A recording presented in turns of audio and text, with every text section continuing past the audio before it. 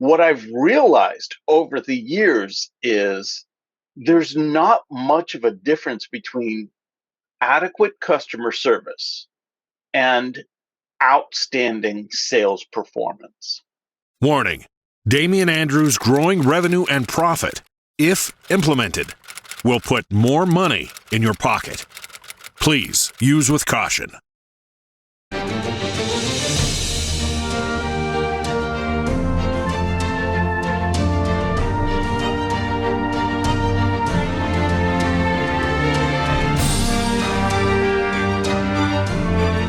Welcome to Damian Andrews' Growing Revenue and Profit with international speaker and revenue and growth specialist, Damian Andrews.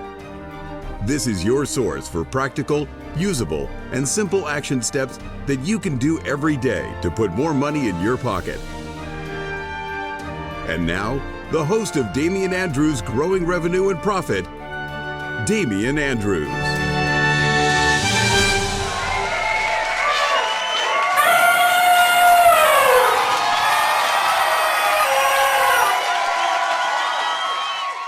And the crowd cheers wildly to the trumpeting blasts of elephants sliding through eyes of needles. This is Damian Andrews' Growing Revenue and Profit, the program that deals with all things that puts more cash in your pocket. This is the show that handles your revenue riddles, profit puzzles, operational oddities, and culture conundrums. I am the one, the only Damian Andrews, and on today's show is the amazing and wonderful, and I'm very excited to talk to, Rob Durant. Now, Rob's business experience includes growing sales staffs from 200 to 400%, while also drastically reducing new hire turnover rates from 60% to less than 5%, reducing the average time to ramp up new hires by half or better, and more than doubling the number of reps at full quota attainment. Now, he works with startups entering the hyper-growth phase to help them implement his Flywheel Results enablement system. Welcome to the show, Rob. I'm really excited to talk to you. Wow, thank you very much. What a fantastic intro. Oh, thank you. Oh, you're the one who's done all this work, and I've been really excited to have this chat with you because sales is something that a lot of people struggle with, but I don't know that it is that hard. From your experience, what are some of the key things that people need to look at with sales? And I saw your eyebrows pop up when I said the word not that hard, or words not that hard. Right. Well, it's interesting that you say that because looking back, I feel exactly the same. However, I was, as many people in sales have been, entered the field as a reluctant seller.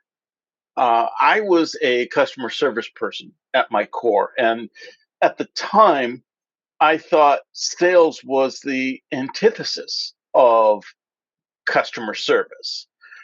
What I've realized over the years is there's not much of a difference between adequate customer service and outstanding sales performance.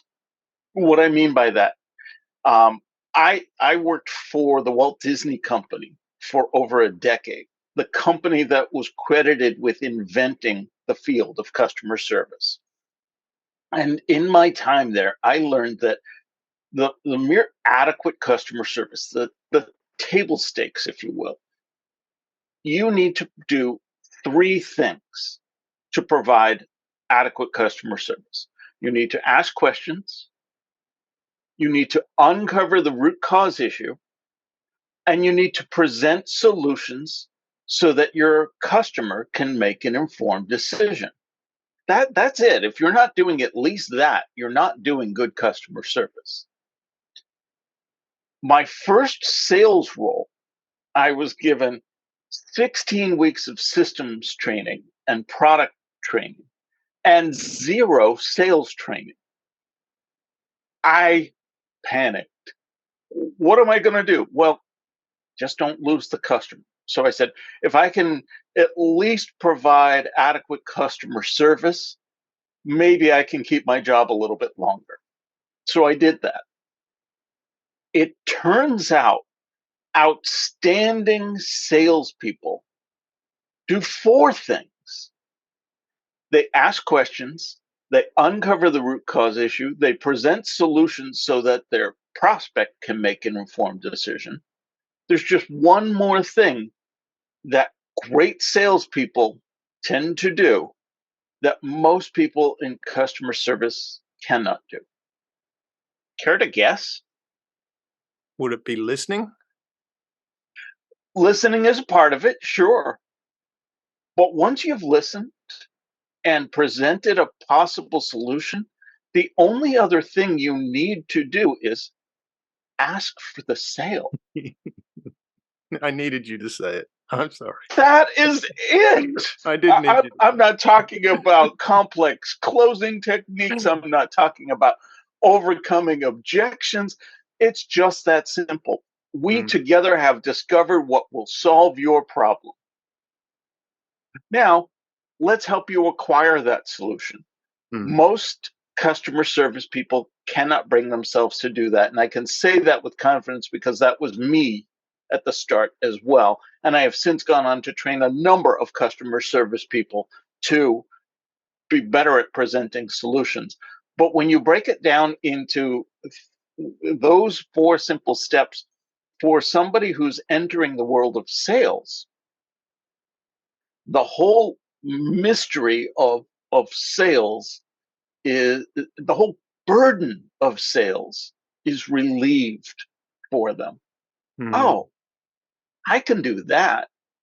I've been doing that all my life. Yes, exactly. You have.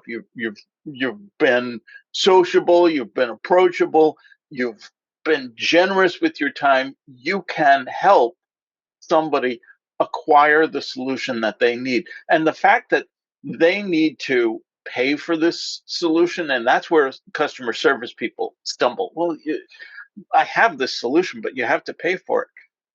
I'm happy to pay for it if it relieves my problem. The cost of this solution is much better than the cost of the pain it was causing. Please take my money, as they say in that meme. I love that, and I love that story. And I was laughing. I switched off camera, but I'm back now. But I was laughing for the audience. I was laughing because some of the audience will know this story. And when I was in the army many years ago, there was a young guy in there with us as well, and he was a good-looking guy, but he wasn't that bright. But he was dating all these amazing women. They were beautiful, they were intelligent, they were kind. So doctors, lawyers, they helped out at charities, all this kind of stuff. And we're looking at him going, me and my friends going, how? How is he doing this? This is just, it doesn't make sense. He's not that smart. And one day, because I didn't have a sensor on my mouth back then, I walked up to him and said, Shane, you're not that bright. How is it you're dating all these great women? Now, he didn't flinch at the not very bright comment, didn't react, which probably gives a testament to what it was following next, because he turned to me and he turned into this wise Obi-Wan, and he put his arm around my shoulder and he said, Damien, what you don't see is I ask a lot.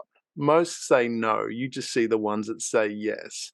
And that was, to me, exactly what you're talking about. You ask the question. You might get no's, but eventually you're going to get yes.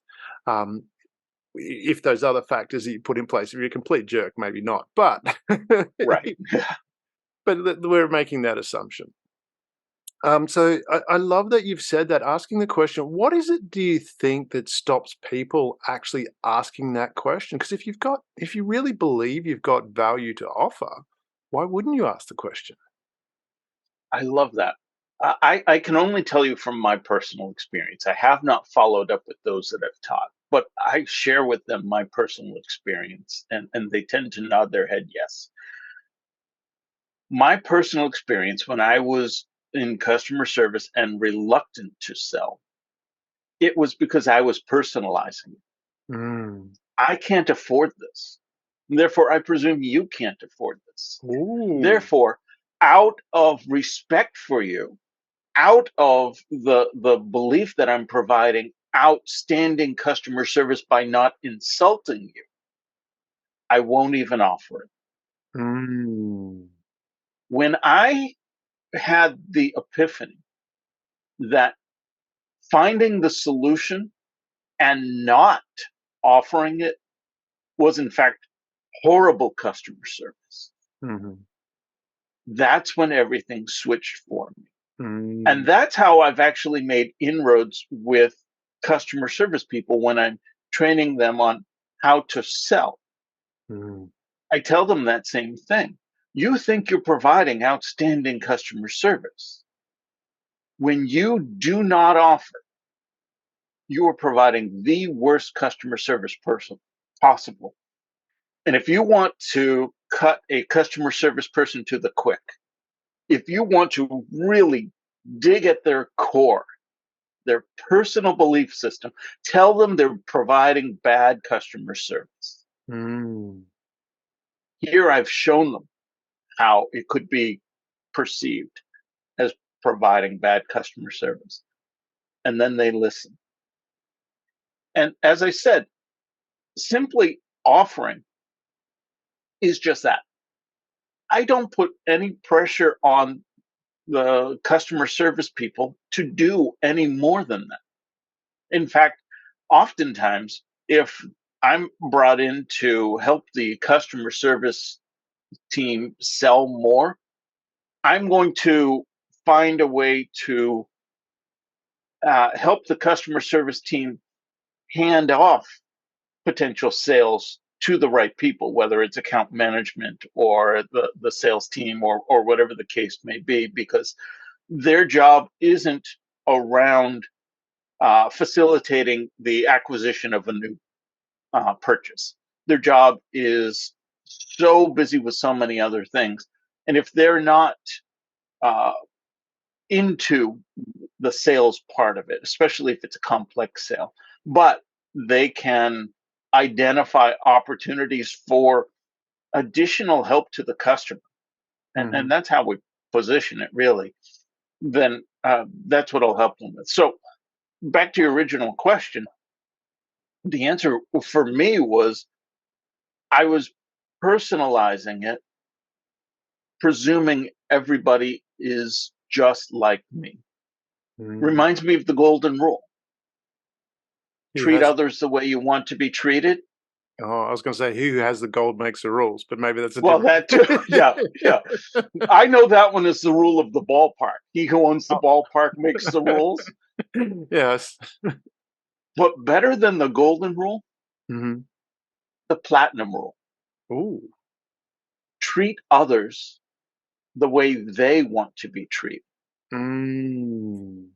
And the subtle difference there is the difference between you and me. Mhm. Everyone is not the same. Not everybody wants to be treated in the same way. Mhm. Well, how do I know how they want to be treated? Is the next question. Great question. I don't know. Maybe you should ask them. Which comes back to my original point is selling that heart. Right. From that Only if you make it. yeah, well, Confucius said life is very simple, we just insist on complicating it. Adding to Yes. that, with that point there of,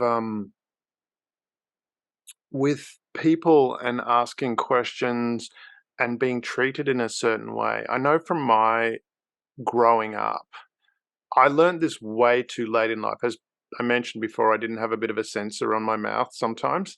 I feel like, Sheryl Crow, and she's singing, I'm from the South, and sometimes I've got a big mouth. And I sometimes feel like that. But I did learn later that people don't so much remember what you say, but how you make them feel. Now, I was always thinking I was doing the right thing by pointing out when someone was wrong or the facts of the situation and things like that. Um, and I must have had some sort of charisma because I did have a lot of friends, but I think I did rub people up the wrong way. And then when I learned that it was more about what they felt, that changed the whole dynamic of how I approached a conversation. And when you're talking about sales, what sort of approach, what sort of framework should be approaching that conversation from to help again make this process easier? I am very much about servant leadership Hmm. and about helping. Hmm. And um, anyone who asks, I love to say, at my core, I'm a teacher at heart. Mm. That's how I approach sales.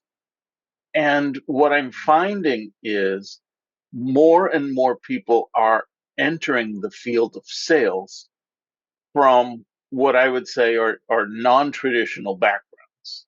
Hmm. Well, first of all, I used to say they don't teach sales in college. You couldn't major in it.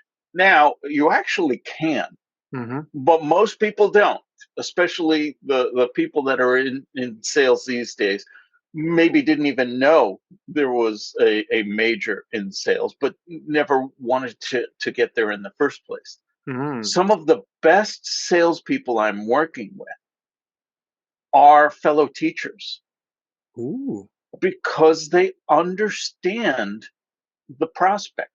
It's that high EQ, Hmm. it's that empathy for the person that you're speaking with Hmm. that allows you to put your ego aside and Hmm. understand their needs and work to solve their problem. In fact, for myself and the few anecdotal exchanges I've had, excuse me, I've had with others about this, the biggest challenge there isn't the quote unquote selling, Hmm. it's earning the trust of those people that we're speaking with. It's making sure that they understand I really am in this to help you. And Hmm. that's the difference between sales and customer service as well. We are both in this to help you. Hmm. Customer service is in this to help you, generally post sale. Hmm. Sales is in this to help you, generally pre sale. Yeah. But give me a role where I am responsible for both pre and post. I own the entire relationship, and I'm in heaven. I love when I can help people from the start and see it all the way through. And that's most of my work, fortunately for me, has been in that kind of realm. I've worked with some small startups, I've worked with companies who target other small businesses. Mm. And I love helping those small businesses. Small businesses are the backbone of our economy. Yeah. And when I have a cohort of new salespeople coming in from day one in training, I love to share with them that, I know myself. I am never going to be the one to find the cure for cancer. Hmm. And that's okay. I'm also never going to be a brain surgeon. That's all right too. But if I can find my little place in the world where I can make a difference, then I feel like I've contributed something. And when I'm helping a small business succeed, I'm helping the economy succeed, but I'm also helping that small business. Sometimes just helping one small business do 10% better is the difference between that business owner being able to keep all of their employees on staff. Maybe it's the difference between that solopreneur sending his daughter to ballet lessons or not, or putting braces on his son's teeth or not. I mean, Mm. those are the impacts that you can make when you're helping a small business. Now, when I'm sharing that with the cohort of new salespeople, Hmm. I do like to tease them a little bit. I like to say We're to going to get them that along you, fine. perfect, you get to help that small business one at a time, just as I told you. And Mm, those are some of the differences that you can make. But mm, here's the rub. As you are out there helping them one at a time, mhm, my impact has scaled. And mm. I'm now helping them 100 at a time, 1,000 at a time, because everyone I've ever trained is out there doing the same thing. Someday, maybe you can be as good as me. Yeah, I'll tease them. I love that. If you added lawyers to that, that would be even better. So I we could make a case for it. I could. I meant teasing lawyers. Um, Yes. Yeah. Oh, yeah. That. I love, again, the T word you use there, trust. Because when I talk about business, again, coming back to Confucius and life is simple. In business, and we're talking about growing revenue and profit. And on this podcast, we're specifically focusing on the revenue component. And I say in business, business is simple. You first solve a problem, you tell people that you can solve the problem, that's marketing, and then you convince them and you get their trust that you can solve the problem, which is sales in my mind. The sales component is getting to the point they're aware of what you've got, they're aware that you can solve or potentially can solve the problem. Now it's a trust that you can actually do what you say you can do. How do you get people to learn to build that trust, that the focus is about building the trust? And what ways Mhm. do you go about helping people to build that trust? You actually have to slow down to go faster. Ooh, you sound like Lightning and Queen now. I'm going to come back to that. That's right. Turn right to go left. Yes. Exactly. Slow down to go faster. What I mean by that is most salespeople have a quota, Hmm. and a quota is basically your piece of the responsibility for driving revenue for the organization for that given time period. And we need to have uh, that quota and the culmination of all of those quotas to predict our revenue going forward so that we can predict the future of the company and so that we can return to our investors a profit amount and so on. I am not here to berate nor defend the quota.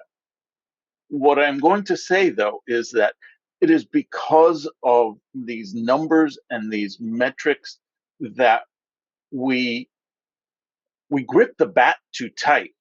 I Mm. don't know if you've ever played baseball, or I understand it's similar with cricket. It's definitely the same with golf.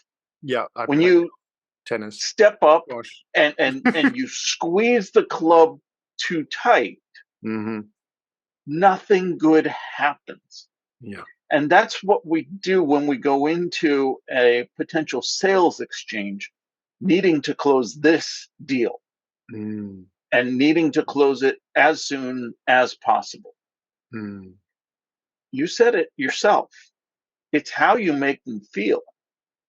And while you're not necessarily conveying that, Hmm. you need this deal to close and you need this deal to close right away, Hmm.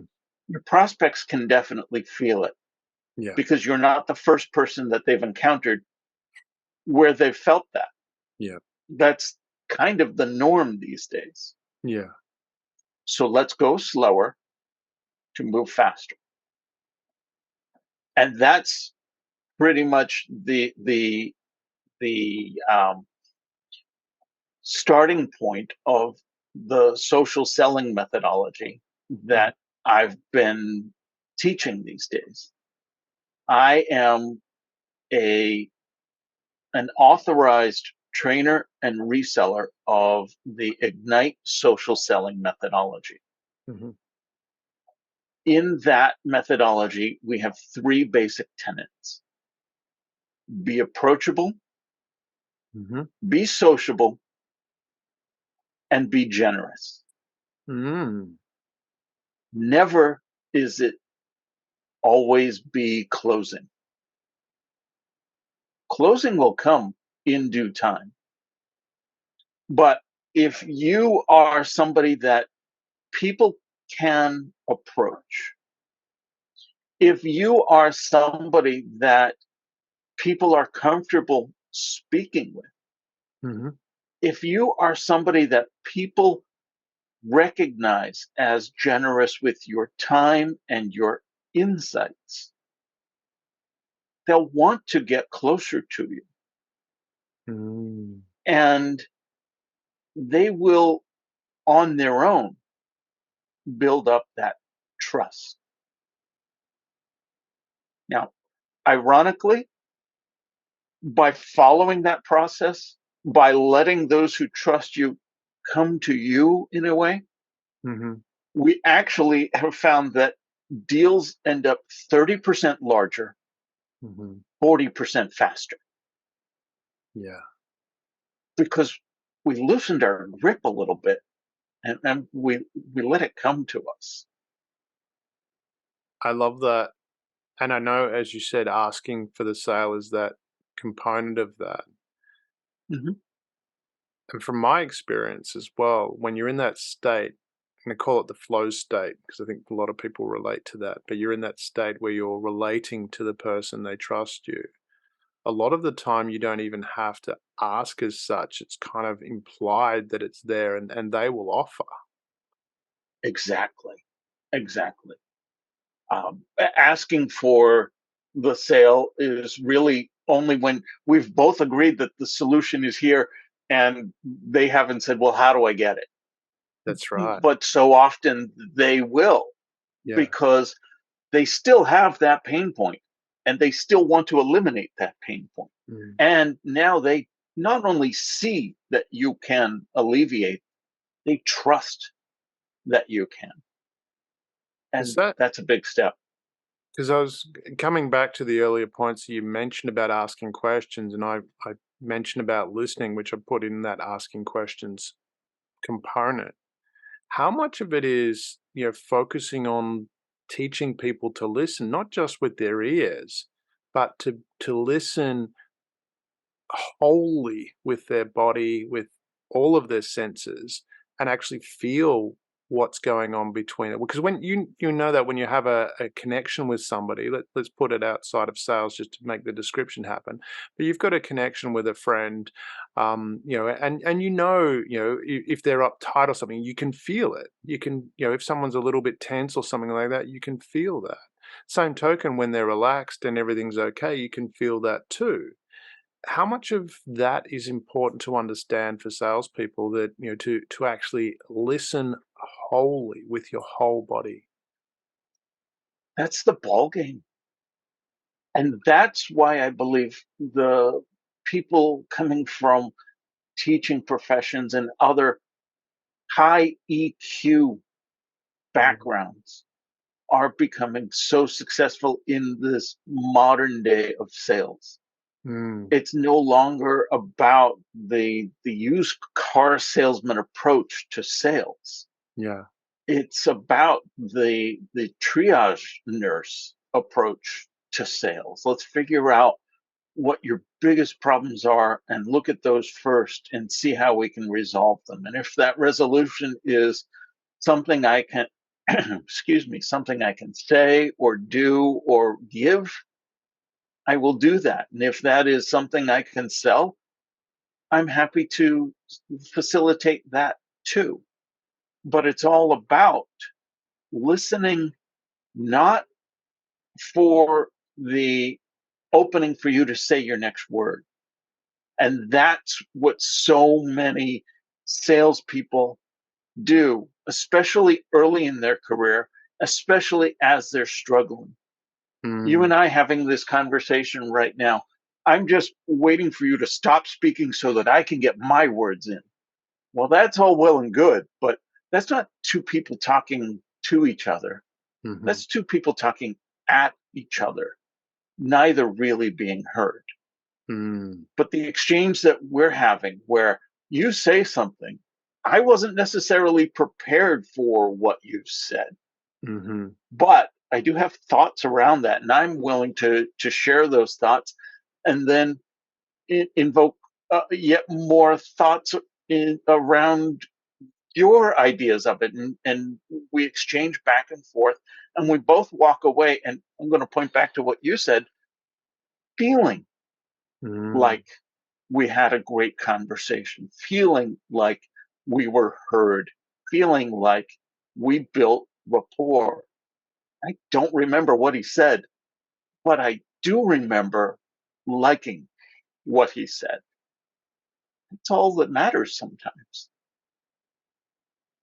When you talked and mentioned about talking at each other, it kind of reminded me of a debate. And I think debates originally were a good thing, but now it seems like in your most recent presidential electoral debate was a good example of that. It's really two narcissists beating each other over the head with their own opinion, and no one's actually listening.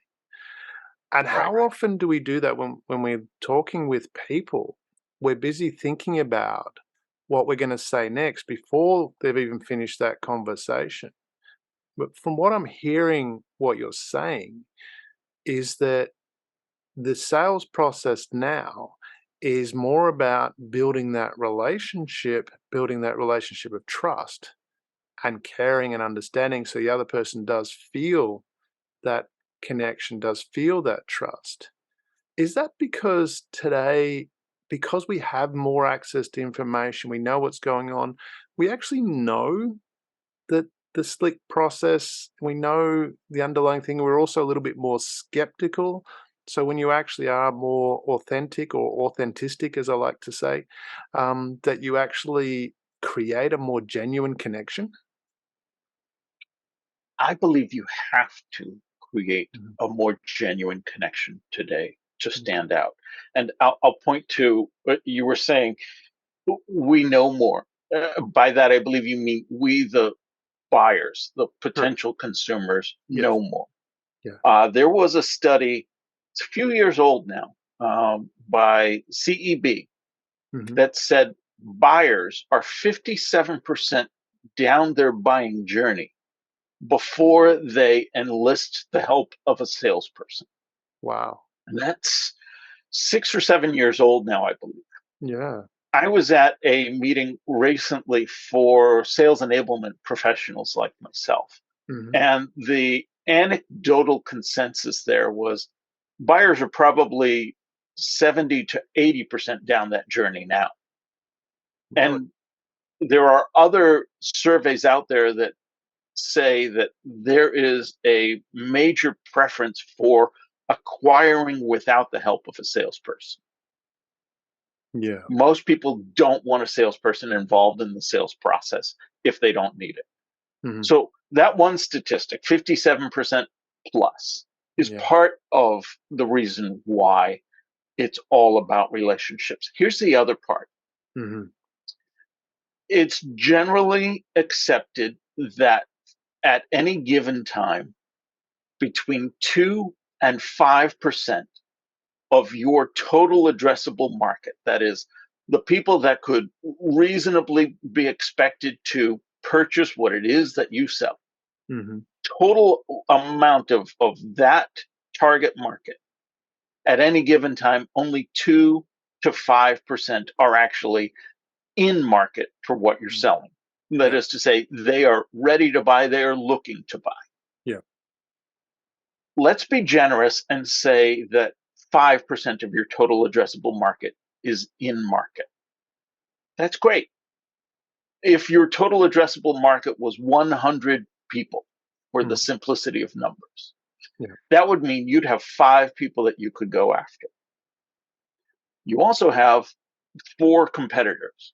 And Mhm. here I'm being very conservative. We know we generally have a lot more than 4. Yeah.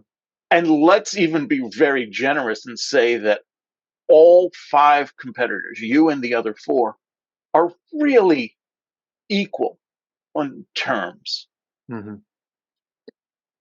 Law of averages says of those 100 people, of those 5 that are ready to buy, you're going to get one.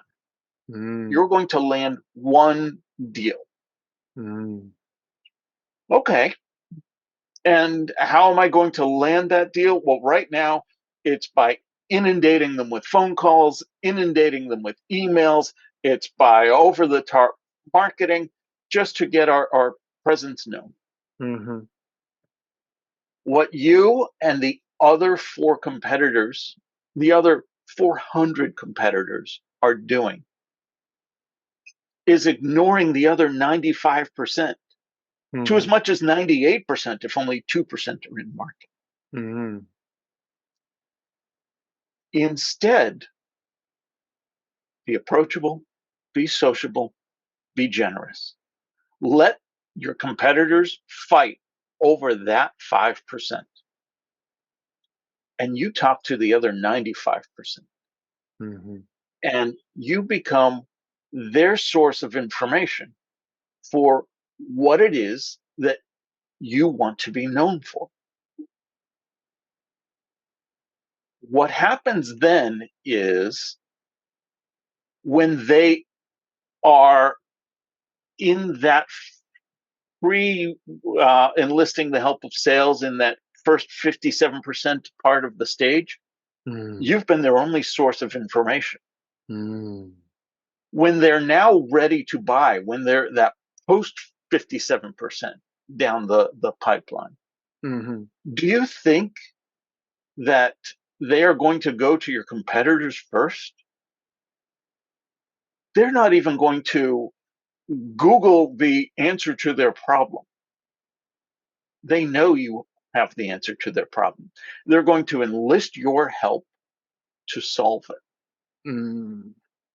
And you've just hit 20 times more than the number of people that you and your competitors were fighting over in the other scenario. I got, I don't know if it's sales chill or sales turned on then when you said be their source of information, because for me, the most strategically powerful position you can have is be the source of information. It's a strategically powerful position. And what that also leads to, which I think a lot of people miss, but I'd like you to expand on this and how to make that work, is you've got these people coming to you for information. So if they're coming to you for information, part of that trust, if not all of that trust, has already been built because they're coming to you for information. But the other component of that, and it always astounds me, again, Confucius, life is simple, is that if they've bought from you once, and chances are they're probably going to buy from you again if you nurture that relationship.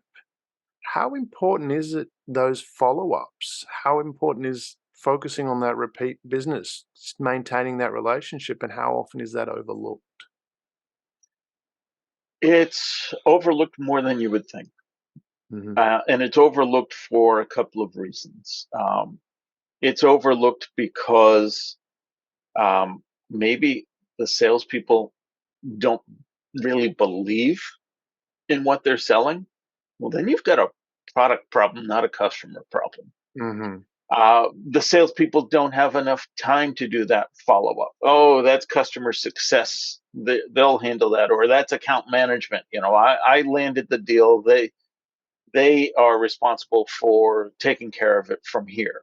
And that's the challenge of an organization that grows to the point where they've delineated all of those different tasks.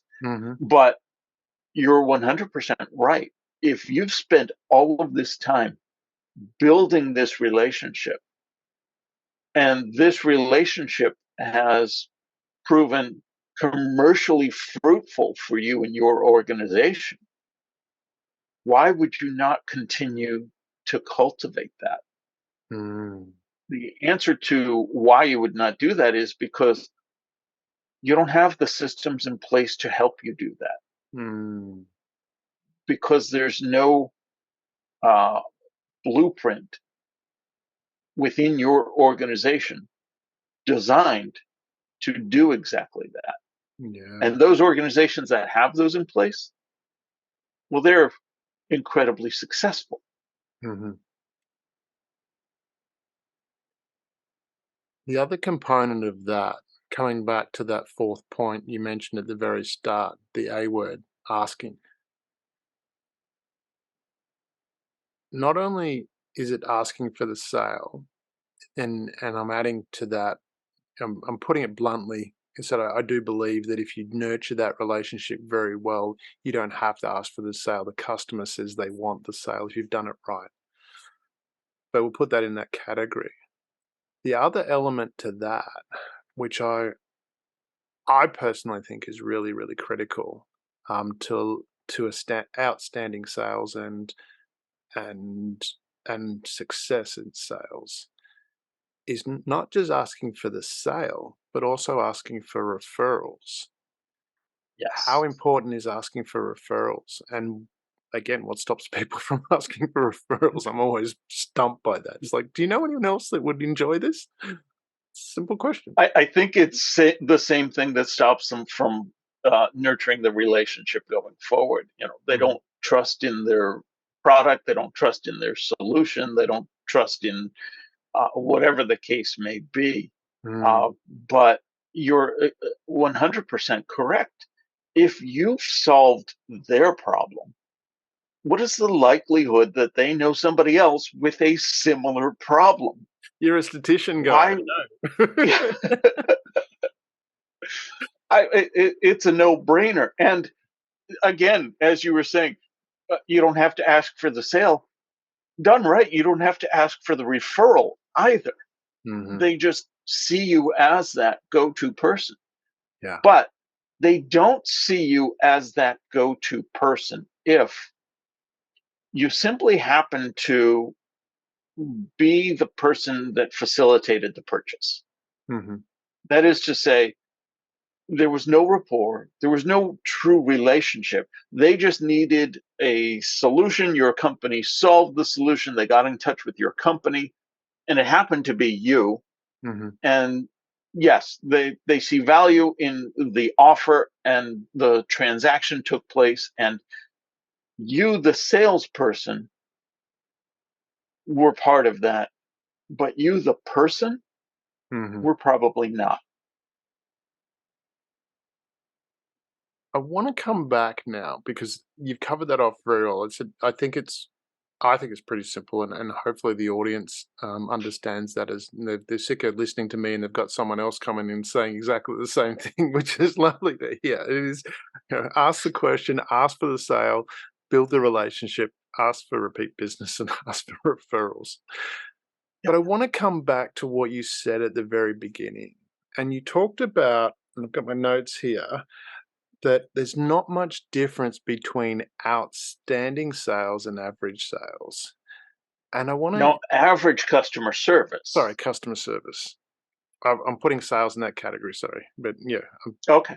yeah, and what I'm talking about here is from ability side of things. And I have a couple of stories that I share with people. And one is of two people walking through the jungle and a tiger jumps out. And one starts putting on their running shoes. And the other one says, "Why are you doing that? You can't outrun the tiger." He says, "I don't have to. I've just got to outrun you." That's a metaphor. Coming back to more real life situation, I believe it was Roger Federer, and I'm gonna, not quote the statistics exactly because Disraeli said there's three types of lies: lies, damn lies, and statistics. But I believe it was around when he was not really ranked very well. Federer was not really ranked very well as a player. His success rate, he was doing very well, but his shot rate, so the number of shots he would win in a match, was something like 54%. And it was around that area. I don't know if that's exactly right. But when he went from not really being ranked to number one, his winning shot rate only increased about 2%. But he went from a nobody to number one. I shouldn't say nobody, but he was very lowly ranked. He was hope that hasn't hurt your ego, Roger, if you're listening. Uh, I'm sure it's pretty strong. And that stood out for me at the very start when you said that, because to me it seems like there's only a minor adjustment from where you are doing okay results to doing outstanding results. Is that your experience as well? I mean, from customer service, I'm taking that as a yes, but in a sales capacity as well, is that the case? And what are the little things that people can do to just improve how that couple of percent and how they operate to get massively different results? So, yes, that has been my experience. For example, I have on more than one occasion worked with teams where just after the quarter ended, the sales manager comes to me and said, I had three people that just missed their quarterly quota. Mm, Can you please work with them? If they had just each closed one more deal, they would have hit quota. Can you mm, teach them how to close? mhm, So when people come to me asking for help, my first answer is always yes. mhm, But I then went on to ask them, how do you know they need help closing? mhm, And the answer has been, well, they just needed to close one more deal and they would have hit quota. That's fair. But let's look at their process and their performance throughout. And most salespeople have stages in their sales process. mhm, I suggested we work our way from the closing all the way back to the beginning and figure out what's going on. mhm. So, is it that they just needed to close one more deal? Well, I look at the three salespeople, and two of them are closing 75% of the deals that are getting to that stage. Mhm, They don't need closing techniques. mhm, The one person at 25%, yeah, absolutely. We'll work on closing. So we look back a little bit more and we look at the demo stage of this sales process. mhm, And of the two that were closing 75% of the deals, one of them was only moving 25% of their deals from the demo to the closing stage. Oh, They need help with the demo. yeah. The other one, they were moving at a standard rate, of standard being equal to their peers, about 50% rate. But that person was not sending nearly as many emails and voicemails as their peers. They Mm, needed more help around organizing their day and getting more calls in, more emails in mhm, to progress to the next stage. So it's a matter of tweaking, but not everybody needs tweaking at the same stage. There's a great book, mhm, The Goal. mhm, I read this in college when I was in a product operations class. I had no interest in product operations. This was just a course I was required to take to graduate with a business degree. mhm, But I still talk about that book to this day because it was so great at storytelling and mhm, telling the importance of the various stages, whether it's a production line or a sales process or whatever the case may be. mhm, You've got to make sure that at each stage of the process, you're identifying the worst performing stage and fixing that one first. mm. And then you look at the second worst performing stage and you fix that one. And then I'm reminded of painting the Golden Gate Bridge, that large span in San Francisco. Yeah. When they start at one end and then paint the bridge and get to the other end, do you know what they do next? It's like the Sydney Harbour Bridge. They They go start right again. back to the start and do it all over again, because by the time they've finished, it needs to be done again. We were And talking about that's, that today, ironically, about painting the Sydney how Harbour about that? Bridge. So that's the process. Always evaluate where attention is needed at each stage. Mm, And people underestimate or misunderstand the exponential impact mhm. that fixing something earlier in the stage can have on elements later in the stage. If I took that person who was closing at 75%, Mhm. but I got them twice as many deals up to that stage, Yeah. can you imagine what kind of production that they would have?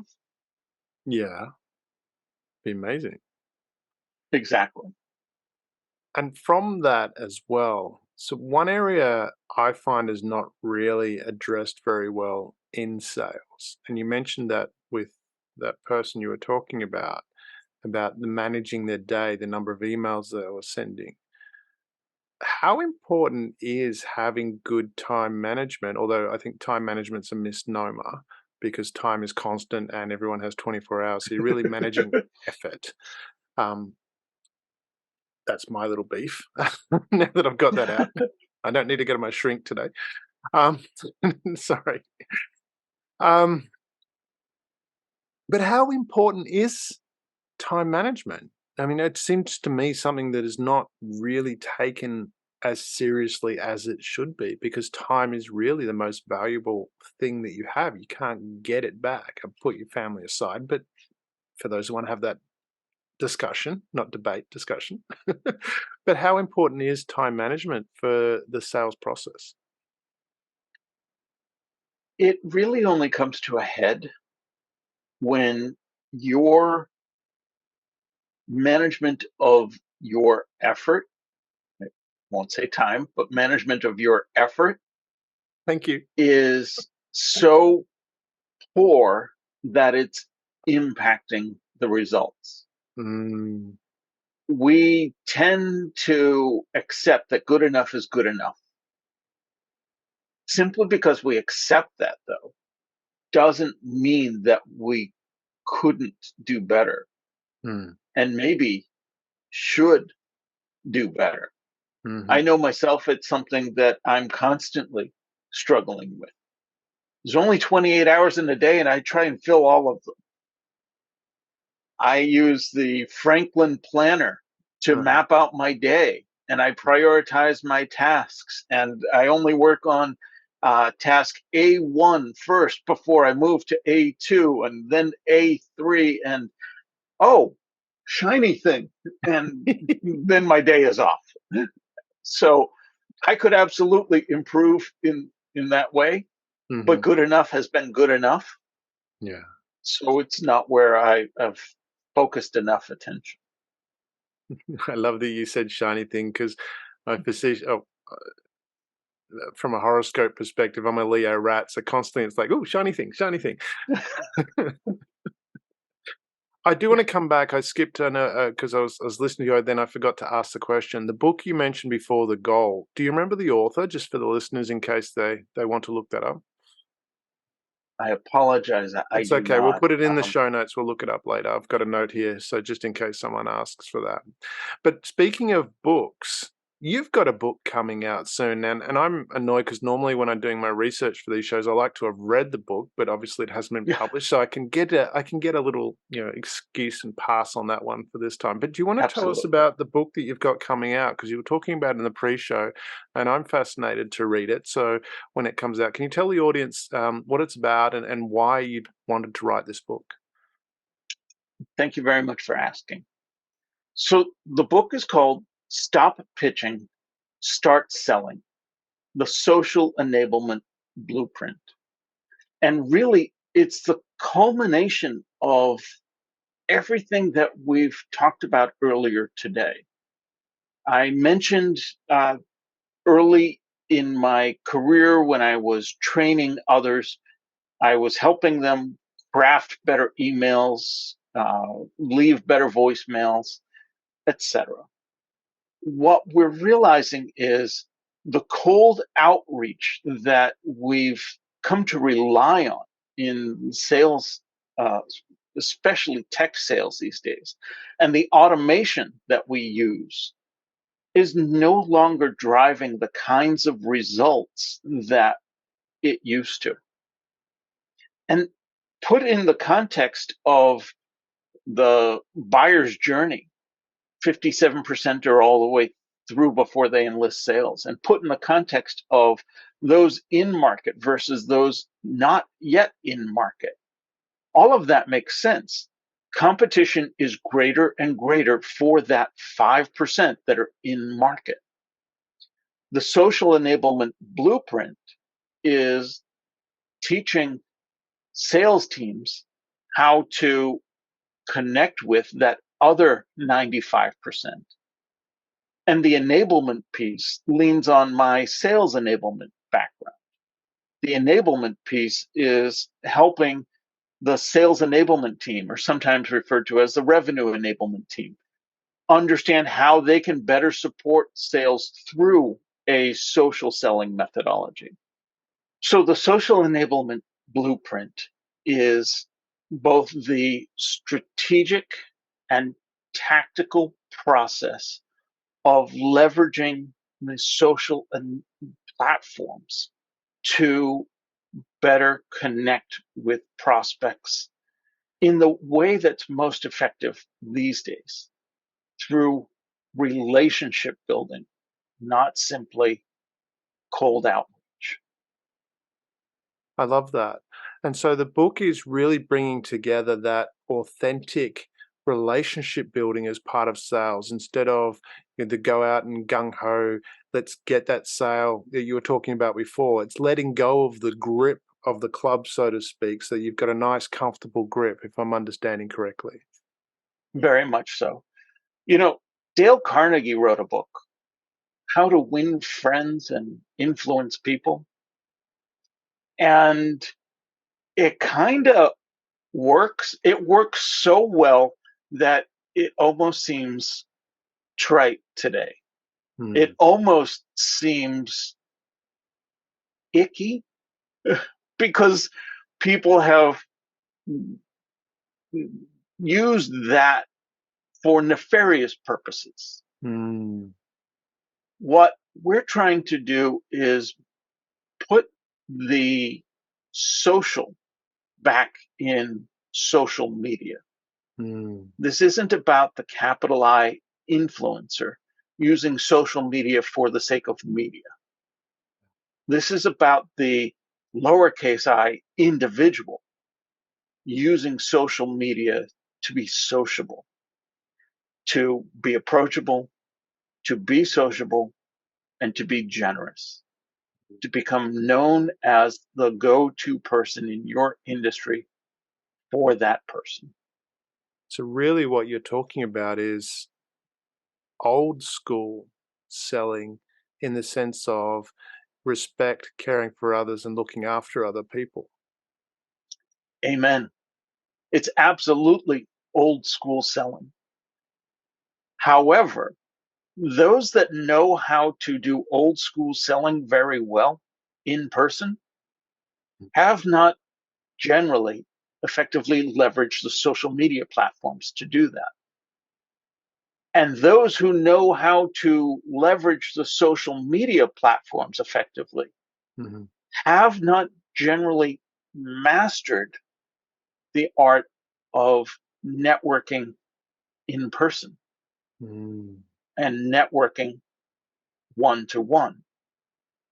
So whether you're at the early stage of your career and you know everything about social media, the media, or the late stage in your career and you know all about social networking, but not the media, we're going to have something in there for you. We're going to help you with both the strategic and tactical needs that you're going to face as you try and bring your real world networking skills to the digital platform.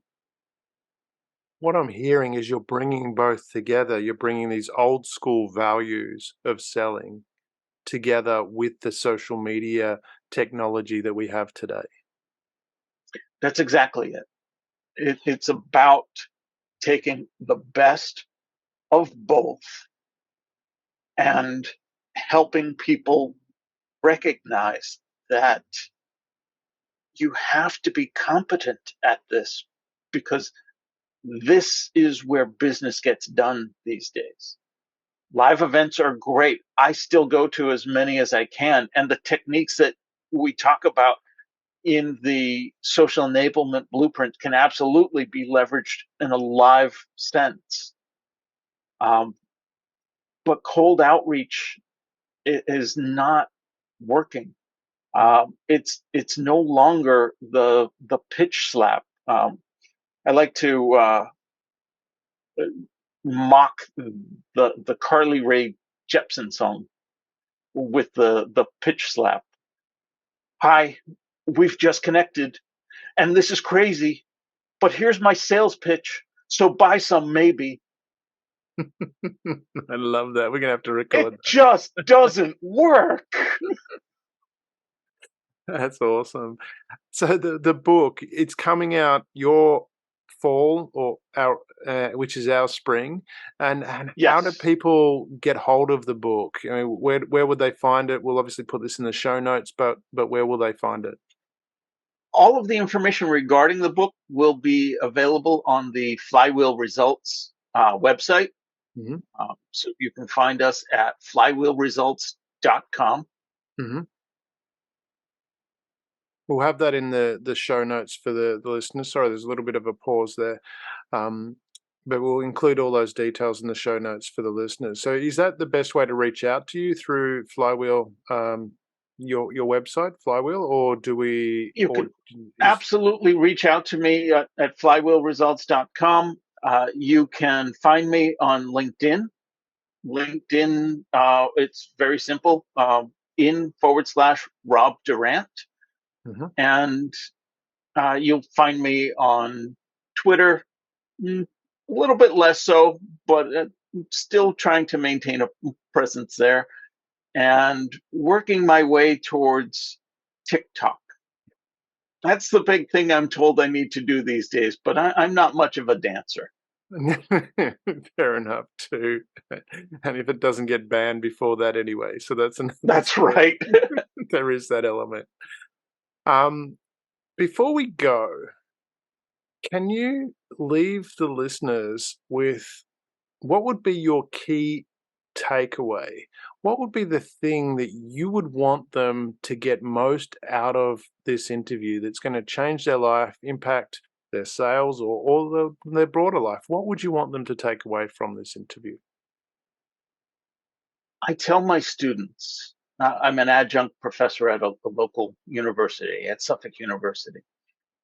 I tell my students, success in life is not simply about what you know.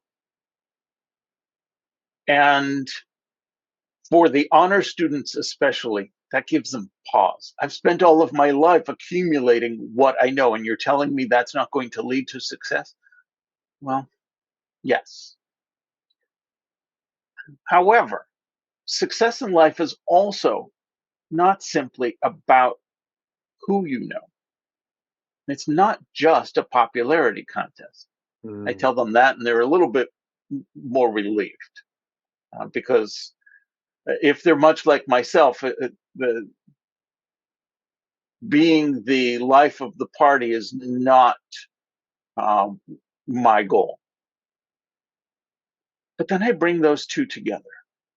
Success in life is about who knows what you know. And your job is to make sure more and more people know what you know, and know that you know it. You want to become the go-to person Mm-hmm. for your industry. And I don't mean the capital I influencer. Mm-hmm. I mean, for the person that you're connecting with, you want to make sure that when you're leaving that conversation, Mm-hmm. they know that if they should ever have a question in the realm of whatever it is you are an expert in, Mm-hmm. they know that they can call on you and your expertise. It's that simple. Mm. I love that. That's awesome. Rob, it's been such a pleasure having you on the show. There's been so much knowledge shared, certainly so many myths, I think, debunked about sales. And I love where the sales is heading today. It is really about that relationship. And I love the knowledge and information that you shared about creating relationships and listening and asking questions and building trust and asking. I love that. So, Rob, thank Exactly. you very much for taking time to be on the show today. Damien, it's been a pleasure. Thank you so much for having me. Time flew by.